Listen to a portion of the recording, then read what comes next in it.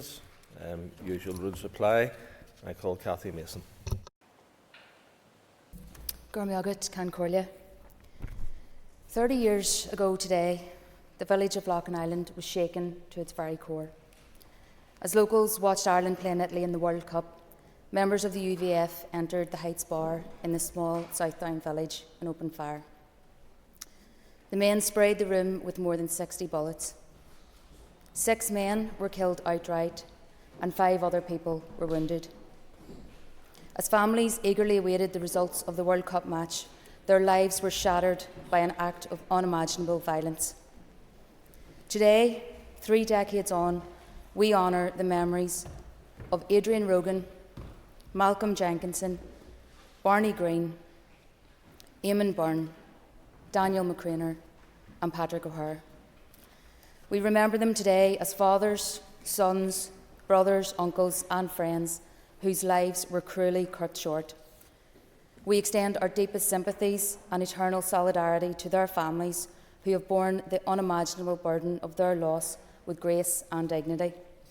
Your strength continues to inspire us all.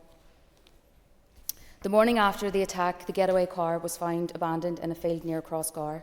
Almost 2 months later, the assault rifle used in the attack was found hidden at a bridge near Saintfield, along with a hold-all containing boiler suits, balaclavas, gloves, handguns and ammunition. And despite various investigation, no one has ever been convicted for the Loughin Island massacre. The pain of that night was compounded by years of unanswered questions and significant allegations of collusion. And while the 2016 report by the Police Ombudsman provided some answers, the pursuit of full accountability remains. Heartbroken families have been fighting for years, determined to get truth and justice for their loved ones. And the pain of that night still reverberates through Loughin Island, yet it also serves as a testament to our community's resilience and unwavering pursuit of a better future. We stand 3 decades later, not only to remember those we lost, but to honour their memory by reaffirming our commitment to peace, accountability and reconciliation. Gormiagat. Brian Kingston. Mr. Speaker, we're able to enjoy watching the UEFA Euro tournament matches in Germany on television these evenings, and the standard of football has been good so far. However, it won't finish for us here in Northern Ireland with the Euro final on Sunday the 14th of July. The next day, Monday the 15th of July, is the start of the UEFA Under-19s men's tournament here in Northern Ireland, and the tournament runs for 2 weeks until Sunday the 28th of July. 8 countries are taking part: Spain, Italy, France, Denmark, Norway, Ukraine, Turkey and Northern Ireland as hosts.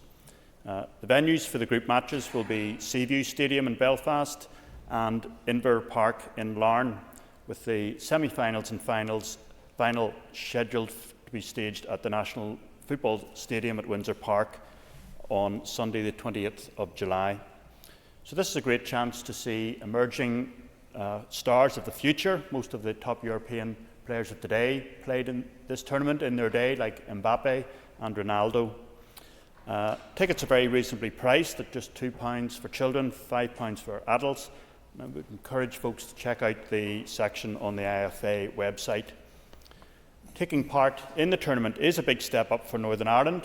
We wish our Under-19s manager and former Northern Ireland legend Gareth McCauley and his young squad every success in the tournament that we're hosting. Training sessions for the teams are being held at a range of local community venues, and I know that the board of Paisley Park Sportsplex off the West Circular Road in Belfast are delighted to be hosting some of these training sessions on the restored 3G pitch. Tournament is also resulting in a legacy of investment in some of these venues, and it also strengthens the need for a national training centre which will include a grass pitch. There will also be fan zones and community activities during the tournament.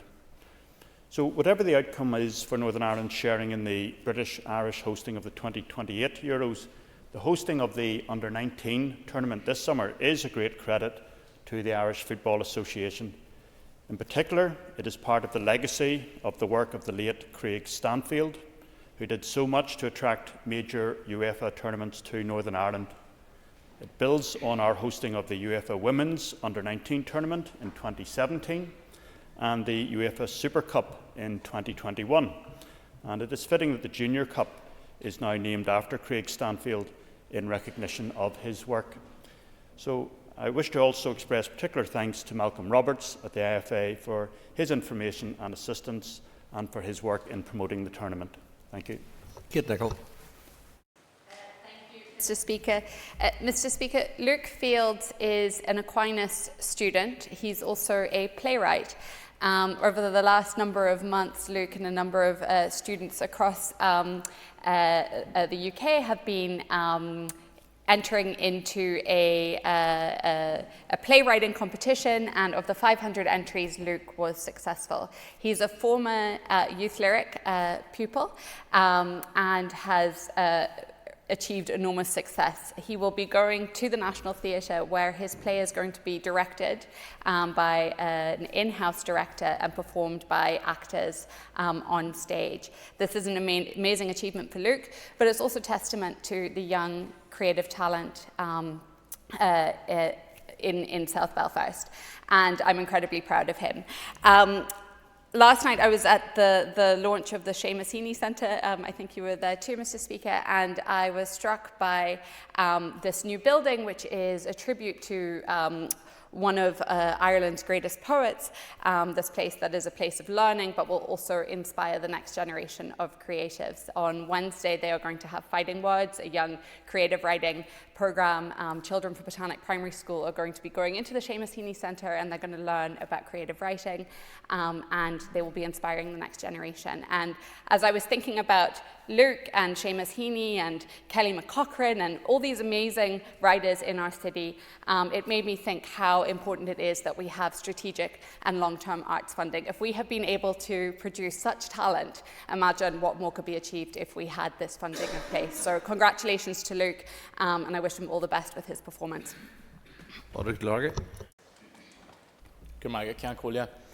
Harj, I rise again to speak on the condition of many schools in Derry. And we are very aware of the conditions which we've raised with the Department of Education, with the Education Authority over previous months. This has become a constant issue now of maintenance, because our schools simply cannot and are not getting the capital funding which they require to ensure that their schools are fit for purpose and are safe for pupils to go to. So the Minister has made two recent statements on this, one of them more positive, I suppose, for Derry schools than another.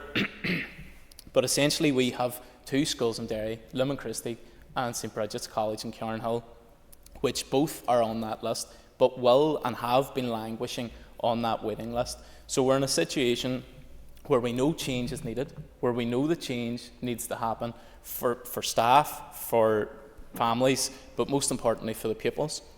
But we're in a situation where this isn't happening. And I've visited many schools in Derry recently which are in these conditions, where children are being taught in porter cabins, which are cold, which have black mould, and which are in extremely poor condition.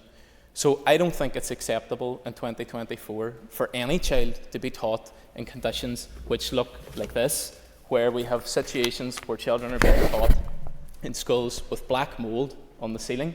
It's an extreme health risk for those children. I don't think it's acceptable at all. We also then have porter cabins which look like this, which are just simply not being maintained by the Education Authority. And I've brought these photos here today because I think it's very important. If children in our community and in our constituency are seeing this every day when they go to school, then people on here who make these decisions should see these photos as well. So we also have conditions like this, which simply are not acceptable. And children are going to school every day in conditions which look just like this. So this may not be a priority for the Education Minister, but it's certainly a priority for me, certainly a priority for Sinn Féin. And what we will continue to do is to stand up for those children, for those families, and for our community, to ensure that our children can go to school in conditions that are fit for purpose, that are safe and where they can be taught in conditions that are appropriate for school education. Colin McGrath. As an MLA for Loughlin Island, I would like to add my voice to those of my colleagues in remembering those who were so grossly murdered that night 30 years ago, and to their families who live every day with the tragedy that occurred. For members that have never been to Loughlin Island, it's a small place, it's a rural village, a school, a chapel, a pub and a few houses. The local shop is a few minutes' walk away. It's nestled off the main Belfast to Newcastle road, and thousands will have passed, but most will not give a thought to what actually happened there 30 years ago. On the night, the pub was packed with those watching a football match, and with the current Euros on, that could be happening in many's a place this week. They went out to watch a football match. They went out to have a few pints. The carnage that occurred brought an end to that. I was in Donegal that night, but with friends from Loughlin Island, and it was before social media and before really mobile phones were being used. I remember the car journey home as the news came through, and then the names came through, each one known to my friends, and the sense of pain was palpable. But the fact that there has never been any justice is frightening. And it's not because those that did this horrendous murders are unknown. It's because our system is unwilling. We must change that. Families must get their justice. The pain that Loughlin Island still feels must be allowed to heal. But for so many, that cannot and will not happen. And so the memory of Eamon Byrne, of Barney Green, Malcolm Jenkinson, Dan McCraner, Patsy O'Hare, Adrian Rogan, who was the father of a former MLA in this chamber, the pain for them goes on, but the support of the community for their families is as strong as ever. Thank you. Robin Swan. Mr. Speaker. Mr. Speaker, there's been a lot of talk of sport in this place over the last few days, and everybody concentrating on UEFA. There's one sport that's gone on across Northern Ireland at this minute in time, cross-community, cross all age groups, without fear or favour of distinction. That's pigeon racing, Mr. Speaker, and it doesn't get often spoke about in this chamber, nor the benefits that it actually brings to those individuals who are involved in it, from the mental health aspect, from the social aspect, and just that sense of camaraderie that is brought about by pigeon clubs and those pigeon people who are racing, as I say, of all ages across all communities. And Mr. Speaker, it was good to see that back in this place, and some members will remember back in 2016 when this place actually recognised pigeon racing as a sport under the Race Amendment Act, something that hasn't been done in other jurisdictions, but something that was able to bring a benefit to those clubs.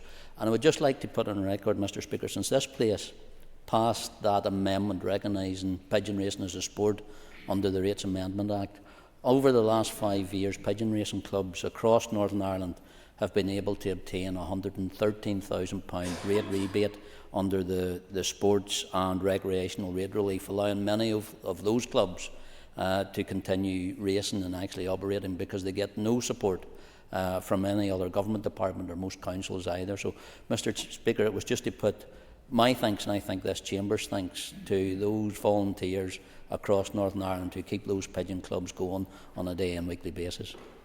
Alan Robinson. I want to comment just briefly on the fish kill that has happened in the River Row in County Londonderry. This incident has been confirmed by the Lochs Agency, who say that 700 juvenile salmon and trout died in the incident at Burnfoot between Limavady and Dungiven on Friday evening. This is a spawning area for salmon and a nursery area for juvenile fish, both salmon and sea trout, and could have a long-term impact upon that river.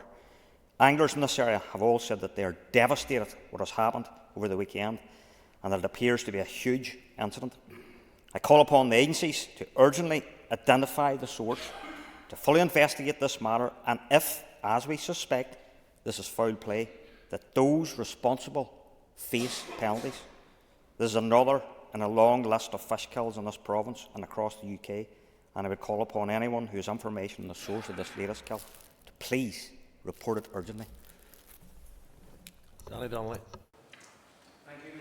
Mr. Speaker, I rise today to congratulate the No Gas Caverns campaign in Island McGee on their legal victory yesterday at the Court of Appeal. This is a campaign that has been working for many years to oppose to have 7 skyscraper-sized caverns constructed under Larnloch to store natural gas. This would have created a dead zone in the sea off the coast of Island McGee and locked Northern Ireland into fossil fuel dependency for decades at a time when we have legally binding targets to reduce emissions to net zero by 2050. The No Gas Caverns campaign is made up of local residents who are absolutely committed to protecting this beautiful area for future generations. They have fundraised themselves for many years, arranging events such as coffee mornings, local gigs and freezing swims at Browns Bay, and they have a huge level of support in the local community. It has been a long struggle for the campaigners, but they have fought tirelessly, overcoming the odds and getting back up after knockbacks, and they are a very persistent bunch. This decision could have far-reaching consequences for future fossil fuel projects across Northern Ireland. It's a real David and Goliath story, and it shows that when a dedicated group of people organise together to oppose a damaging proposal in their area, they can win. Mr. Speaker, this Assembly declared a climate emergency in 2020 and passed the Climate Change Act in 2022, which set legal targets for reducing emissions. We should be shifting our focus from polluting fossil fuel schemes such as this project and concentrate on seizing the huge economic benefits and security of supply that will come from developing sources of clean, renewable energy here in Northern Ireland. In the words of the campaign spokesperson Lisa Dobby, this was a win for the community, the wildlife and the environment. Thank you. Ciara Ferguson. Thank you, Mr. Speaker. The human cost of homelessness cannot be understated. As an Assembly and an Executive, we need to get to grips with the level of need which exists across our society and our constituencies when it comes to housing. I wanted to speak again today just to thank first and foremost the Simon community for sharing their recent research, which suggests we could have in the region of 80,000 people experiencing homelessness across our society. The suggested significant percentage of these, which are invisible and unaccounted for and in terms of official statistics, owes to the reality of hidden homelessness, such as staying with a relative of theirs, living in their car or sofa surfing with friends or colleagues. Living in temporary or non-standard forms of accommodation is unsettling for so many reasons, not least the impact it has on people's mental health, resilience and their well-being. It disrupts any stability or certainty in people's lives. It impacts on their access to opportunities, whether that's employment, whether that's education, and can have devastating outcomes due to not adequately addressing the root causes of homelessness. We know the effect it can have on physical health conditions and mobility for some individuals, and no person living with disabilities, for example, should find themselves feeling constrained and helpless at home due to having no stable alternative to access essential equipment, support and necessary adaptations. With a spend of £34.5 million in 2023-24 on temporary accommodation and rising, it's not acceptable for the Department for Communities to suggest a social housing development programme delivery of 400 new homes in 2024-25. If we contrast this with the 47,312 households on the waiting list at the end of March, this is effectively addressing 0.85% of those. We must collectively, as an Executive and an Assembly, have the vision to deliver more social and affordable housing than ever before. We must then support success in this area by applying political will and vital resources. We must secure multi-annual budgets and strategically plan across all departments for the longer term in terms of housing delivery and homeless prevention efforts, particularly with respect to budget discussions. I call on the Minister for Communities to begin this process by publishing the housing supply strategy and urgently reconsidering the proposed departmental allocations, which are allowing for a fall of 73.4% in our social home starts in the incoming year. Thank you.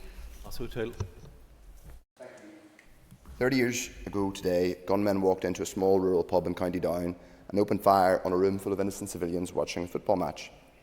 Ireland were playing Italy in the World Cup and were, unusually, winning. I was watching the match at home as a child when my father was called away. I didn't know why. In living rooms, pubs and clubs across Ireland, it was a moment of joy and togetherness. In the Heights Bar, also known as O'Toole's, innocent people were watching the game when 2 UVF gunmen entered the pub and sprayed it with bullets from an assault rifle. They killed 6 innocent men: Adrian Rogan, Malcolm Jenkinson, Dan McCrainer, Patsy O'Hare, Eamon Byrne and Barney Green. Barney Green was 87. He is the oldest known victim of the Troubles. He was shot in the back while watching a football match. The killers shouted "Fenian bastards," then made their escape, leaving a scene of unimaginable horror and suffering which has continued over the last 30 years for the victims' families and survivors of that obscene act. Though all the dead men were Catholic, the community was and is a shared one. Almost exactly 5 years after the atrocity, I started working behind that bar.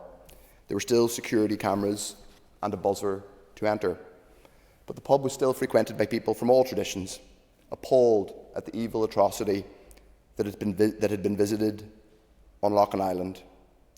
That obscenity was compounded by the failure of the criminal justice system to provide any justice or accountability, a failure that persists to this day, a failure that we know now was about more than simply incompetence. Repeated reports have pointed to collusion. That offence was compounded when the only meaningful justice and accountability that has been offered to the Loughlin Island families, which came first of all in the 2016 Ombudsman's report and then the pioneering investigative journalism of Barry McCaffrey and Trevor Burney, resulted in those brave investigative journalists being arrested for the work they did for the Loughlin Island families. Loughlin Island is an ancient place. If you go to Loughlin Island, on a small island in a loch, there sits an island which has ancient churches. It's a place of calm and dignity. That calm and dignity is reflected in the dignity and resilience of the Loughlin Island families and that community over the past 30 years. That dignity and calm sits in stark contrast to the failures of the criminal justice system, to those who still celebrate and trivialise the evil acts that took place and the organisation, including those on the Newton Arch Road on Saturday night, who trivialise the kind of acts that involve shooting an 87-year-old man in the back. The courage, the dignity and the resilience of the Loughlin Island families stands true, and my thoughts are with them today. That concludes member statements. We now move to the next item of business, which is the opposition motion on dual market access. I'll ask the clerk to read the motion.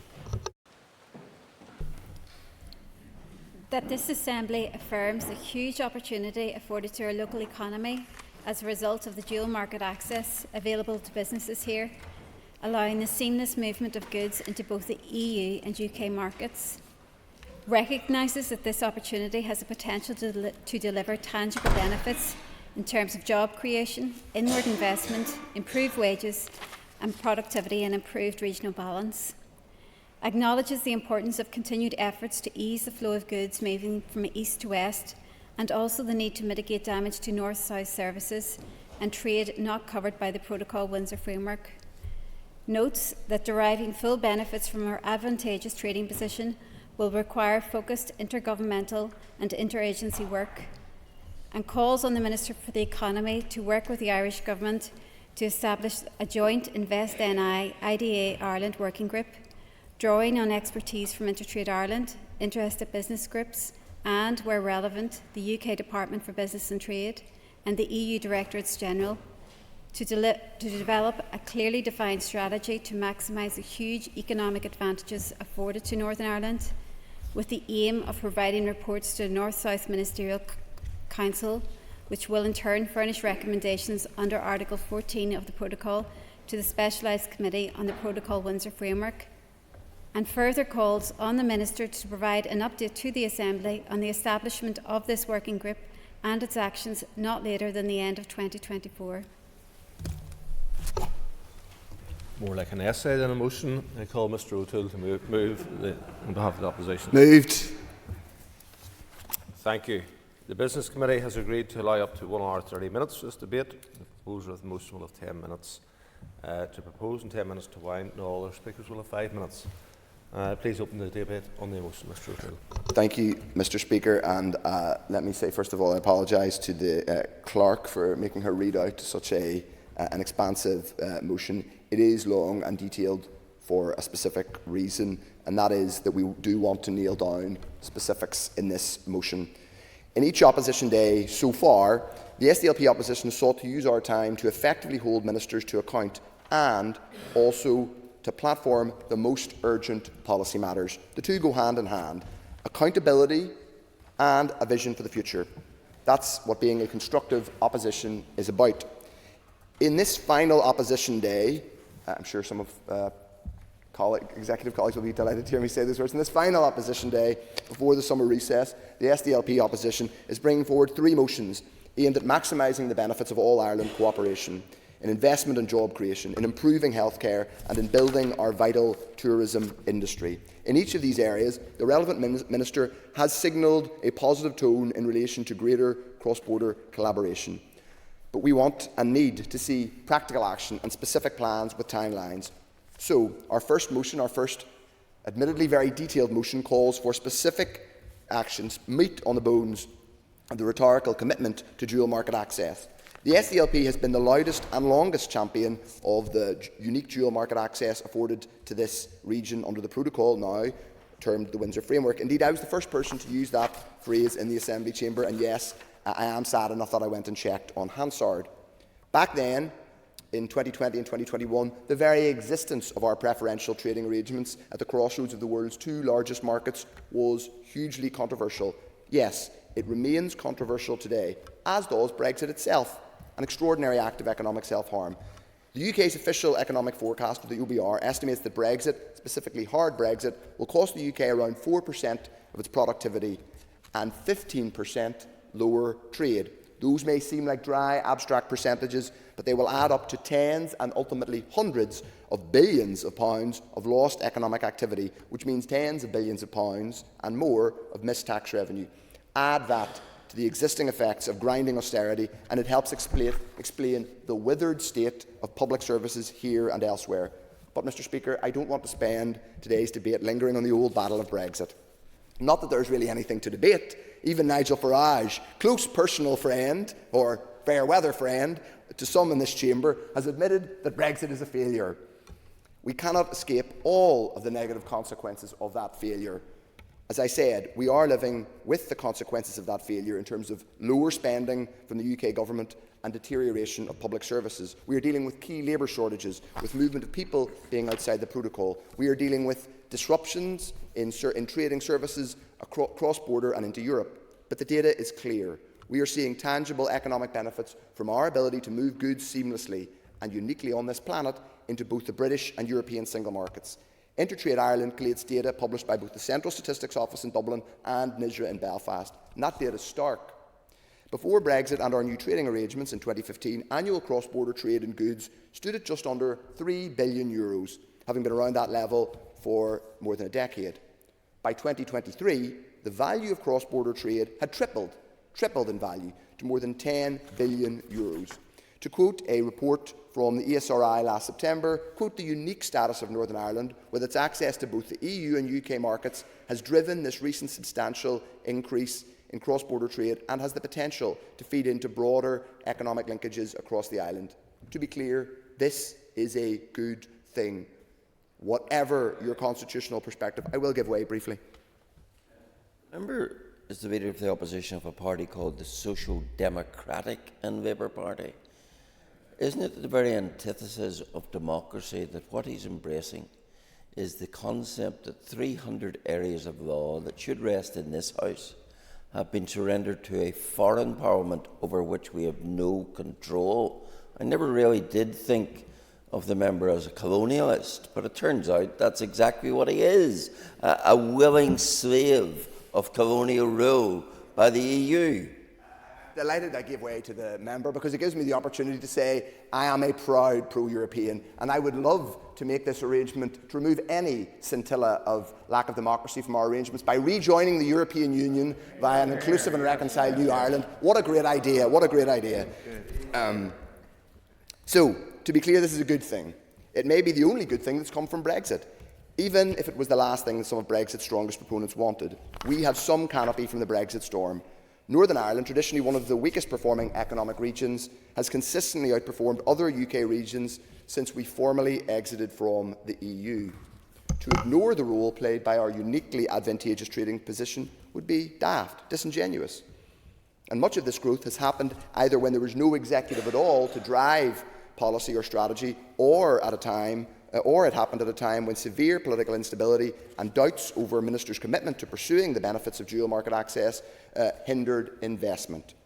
I can remember a time in this chamber when ministers of the economy would deny that there even were benefits, even as InvestNI sought to tentatively market those benefits overseas. And I'm glad that the economy minister we have now does not share that position.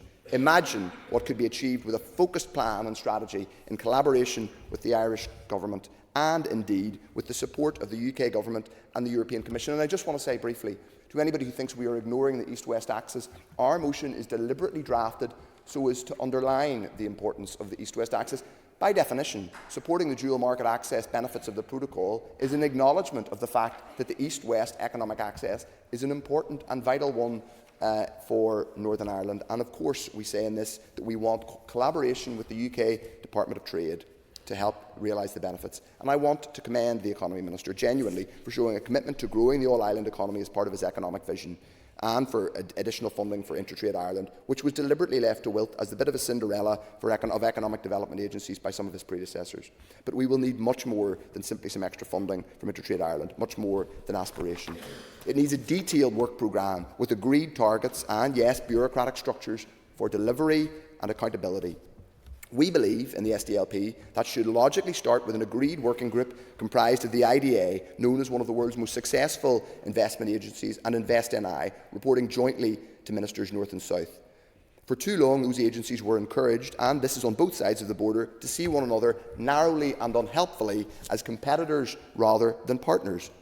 The protocol, yes, offers a specific benefit to goods moving from Northern Ireland, but its benefits can be felt all over the island of Ireland. To give an example, if a US or continental pharmaceutical company wished to avail of the protocol benefits of a location in the north, that need not deter investment in the south.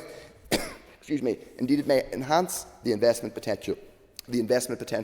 Such a potential, Mr. Speaker, I'm choking on my words with excitement. It may enhance the investment potential of existing southern sites, given the potential for cross-border value chains. The recent review of InvestNI and the appointment of an IDA veteran as Chief Executive Officer offer the chance to turn a new chapter. Our motion also acknowledges, as I said, the importance of the East-West axis in making these opportunities work, whether it is resolving outstanding issues in terms of moving goods east to west, or ensuring that, unlike under the Tories, a new British government is willing to task its own Department of Business and Trade with properly helping to signpost and sell our dual market access. In early 2021, the SDLP wrote to the predecessor Department of International Trade, that's the UK Department, alongside the Irish Government and the EU Directorate General for Trade. At that time, we did not have a local minister who wanted to take the opportunity. If the rhetoric is to be believed, we do now. But we need to see a plan on paper with clear actions and timelines, and ideally it would be in a programme for government with a budget to match. Mr. Speaker, the protocol's economic opportunities are no panacea, but they are, finally, a unique opportunity to turn the dual nature of this complicated place into meaningful economic potential for our people. Let's not waste that chance, and I commend this opposition motion to the Assembly.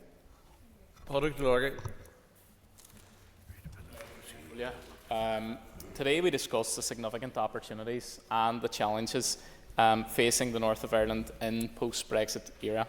And as representatives committed to the prosperity and the well-being of all our people, it's essential that we recognise and seize this potential which lies ahead. Since Brexit, the North has found itself in a unique position.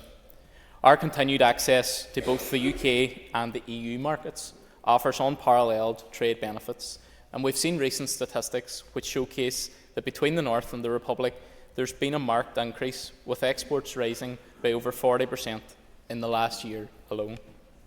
So this dual access has allowed our businesses to thrive in a way that's unmatched by other regions, ensuring that the North is an attractive hub for trade and for investment. And our priority must be to put economy and to put jobs first. With our strategic position and with the right policies, the North has the potential to become a dynamic, forward-thinking economy driven by innovation and trade. And we can create an environment that attracts global business, that fosters local entrepreneurship and ensures high-quality, good jobs for our people. We must advocate for policies that support this vision and work tirelessly to create a thriving economic landscape.